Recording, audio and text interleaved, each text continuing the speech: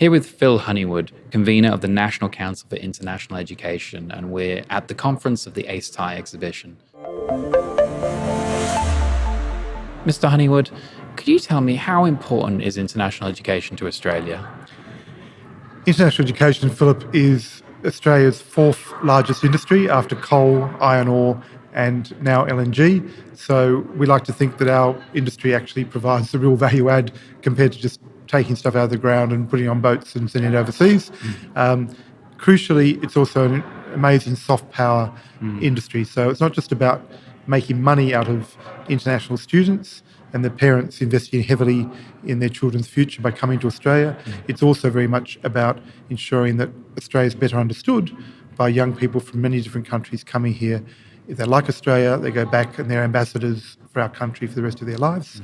And I think that's a really important attribute, quite apart from being a money-making industry. Could you take me through some of your previous work when you were in government in relation to education? Sure.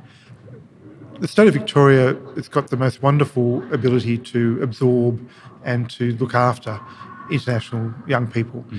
That's because we are the most culturally diverse state in the country. We had, obviously, post-World War II, incredible numbers of Italian, Greek, many other European nationalities came escaping war-torn Europe to Melbourne, where we had the factories and the jobs available to them. But also, we've got a very strong Asian diaspora now as well. So when international students come to Australia, they feel much more welcome because it's a culturally diverse community. And my job as Multicultural Affairs Minister in the previous Jeff Kennett government was really to try and ensure that those migrant communities felt that they were welcome, felt that politicians would listen to their particular community issues, and felt that they could be part of the wider community in this new country that had adopted them. So that portfolio was really important for me in understanding better the needs and aspirations of new migrants when they come to Australia, and particularly in Melbourne and Victoria. And then, happily, I also had higher education and training, so I was responsible for our 8 universities in Victoria in terms of regulations and legislation, and for apprenticeships in the TAFE system. It's a wonderful, when I decided to retire from politics in 2006, you put multicultural affairs and education together, and you've got international education. Oh, wonderful. Yeah. I mean, I'm a graduate of Swinburne University. I did my master's in entrepreneurship and innovation there. Okay. And I've been seeing that was about, I think, 5 years ago. I finished that now. And I've been seeing the rationalisation of offerings in universities and basically their core contracts, basically, as we move to MOOCs, massively online courses and things like that. As the education offerings of universities sort of condense to be more efficient from a business perspective, how does that contrast against the international students coming through? Like, where do you see as the future challenges? The overwhelming majority of international students who come from China in particular are doing business and commerce related courses. What we shouldn't overlook, though, Philip, is that in their own country they are being taught primarily in a rote learning pedagogy, and in Australia for many, many years our teaching and learning is focused on creative thinking, critical thinking, team-based learning, project-based learning. And so what they get when they come to Australia, hopefully, is a different way of being taught, which is also in accord with what employers are saying they want out of young graduates. Increasing numbers of employers right around the world, not just in Australia, are saying that they actually want young employees, graduates, who can think for themselves, can work in teams, can go from one project to another seamlessly, and that's what a good Australian education offers compared to some countries in Asia. Yeah, and I mean, I've been noticing that certain universities have been saying that a graduate degree is not actually required anymore to join large tech companies, and university aside, just as education as a whole, I think that speaks to exactly what you're talking about there, about capacity to deal with things. Sure. Look, I mean, international students come to Australia for many, many motivations. It might be to live in a clean, green environment compared to their home country. It might be to explore what young people want to explore. So if we're going to really put it in a bottle and try and promote it or sell it, it's really about giving them a global citizenship experience. And it doesn't matter whether that's done in a face-to-face context, whether it's done through getting to know other young Australians and working for an IT startup, there's many different ways in which they can maximise the benefits of studying in a country like Australia. And how are you seeing technology be a benefit to the transformation of education? Absolutely. I think whilst there's still very much a role for face-to-face, because we often forget that by bringing students together onto a campus, it's often not what they learn in the lecture theatre or the classroom, it's what they learn over a drink in the student union, particularly in my day, that helps the creative juices flow.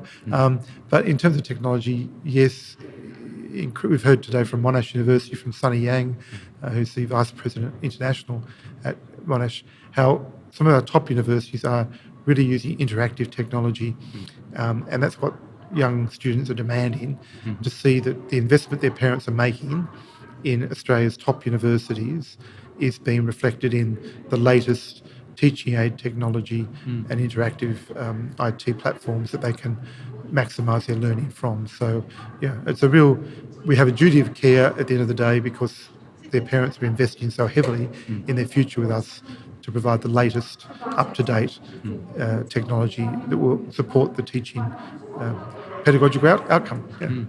Are you aware of a lot of Australian universities that are regularly going over to China to look at the latest technology? Because I know, for instance, we have Alibaba here talking about the massive AI automation systems that are coming, iFlyTech, things like that.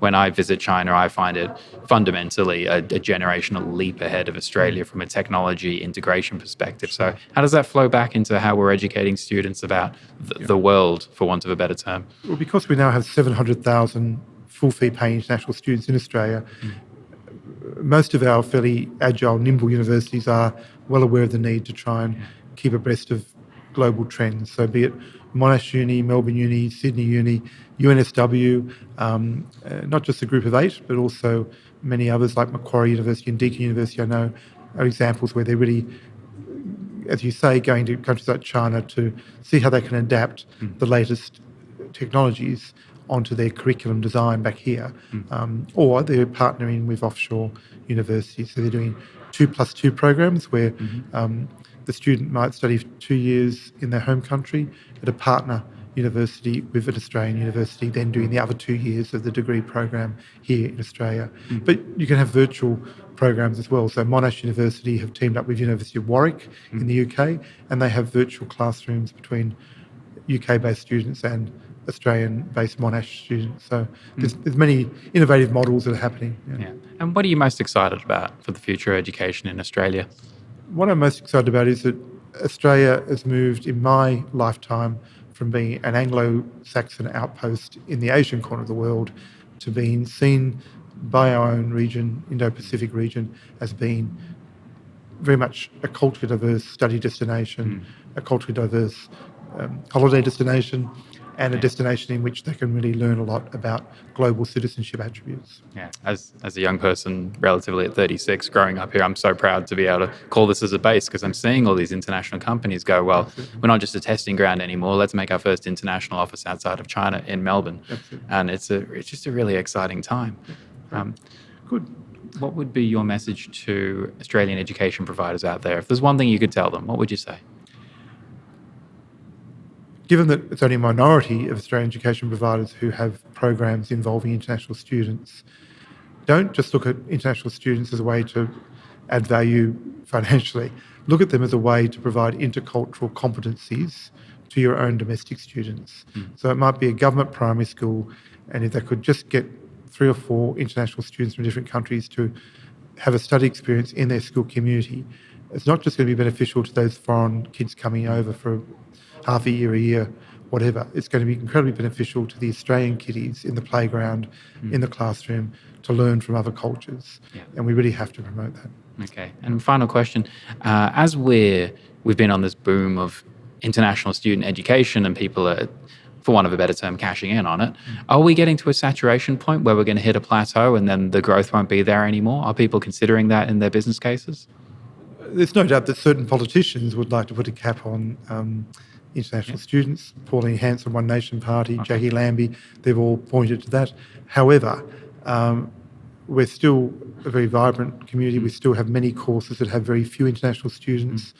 Outside of business and commerce, we need to get more international students into health sciences, into architecture, creative industries. So, no, we're not at saturation point.